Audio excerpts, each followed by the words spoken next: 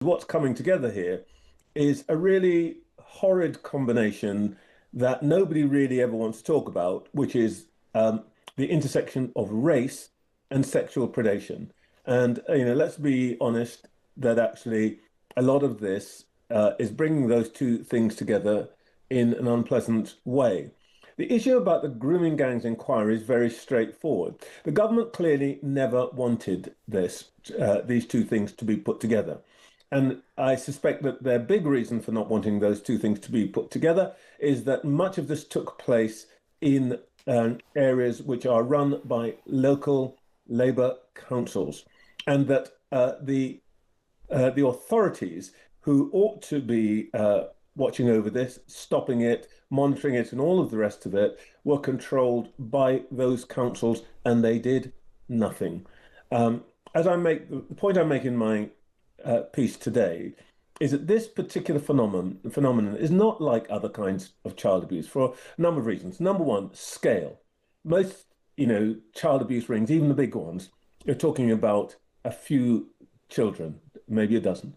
Here, we're talking about tens of thousands. This is industrial.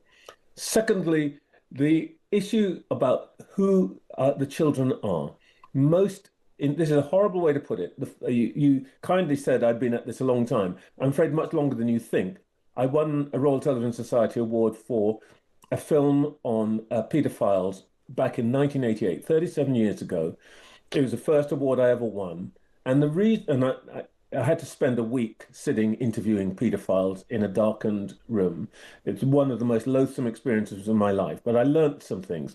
One of them is that they do two things. One, they choose children for quote unquote aesthetic reasons.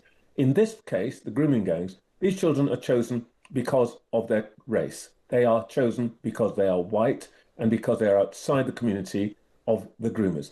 And secondly, they are chosen, the way they operate is not in secrecy. All other kinds of child abuse, the first thing the abuser says to the child is, don't tell anybody because, I'll kill you. Or for a younger child, they will say to that child, if anybody knows, they will take your parents away and put them in jail. The difference with this grooming gangs thing is that everybody knows. It happens in public.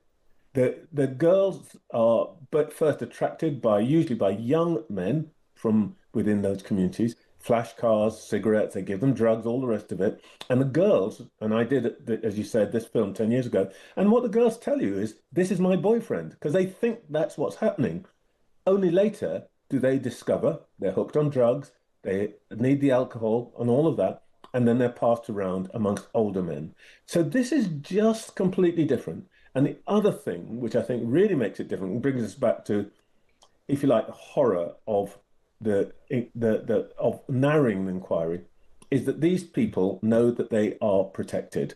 They're protected politically. They're protected by social workers. They're protected by local police because everybody says we don't want to ramp up tensions in the community, and these girls, partly their own fault. That is the scandal here, and that's the thing I think that I wanted to bring out because Yeah. it's I'm beginning to get around somehow that actually, oh, this is no different to anything else. It could not be more different.